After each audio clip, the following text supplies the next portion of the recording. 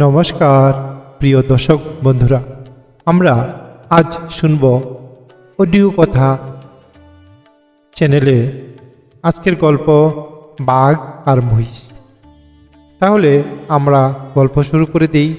এক বাঘ আর এক মহিষ এক খালে জল পান করতে গিয়েছে, কিন্তু কে আগে জল পান করবে এ নিয়ে দুজনের মধ্যে ভীষণ বিবাদ শুরু হয়ে গেল।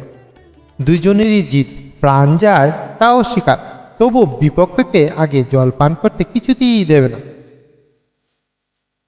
দুজনের প্রচন্ড লড়াই চলছে, দুজন লড়াই বাদে বাদে এমন সময় উপরের দিকে চোখ পড়তেই দেখে তাদের মাথার উপর কতগুলি কাক আর শকুনি উড়ে উড়ে বেড়াচ্ছে। দেখে বুঝতে তাদের আর বাকি রইল না, লড়াই যে মারা যাবে তার মাংস খাবার লোভেই ওরাও এখানে উঠছে। এবার দুজনের দিকে তাকায় আর তাদের মধ্যে সুবুদ্ধির উদয় হয়।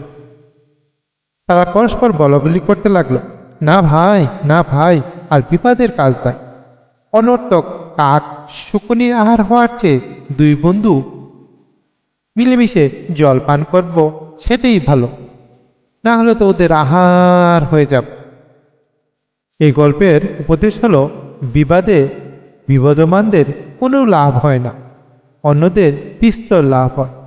তাহলে গল্পটা কেমন লাগলো বন্ধুরা? যদি ভালো লাগে থাকে তাহলে আমাদের এই চ্যানেলটি অডিও কথা বাই সুব্রত মজুমদার, এই চ্যানেলটি লাইক শেয়ার ও সাবস্ক্রাইব করবে। সবাই ভালো থাকবে, পরবর্তী গল্পে আবার দেখা হবে।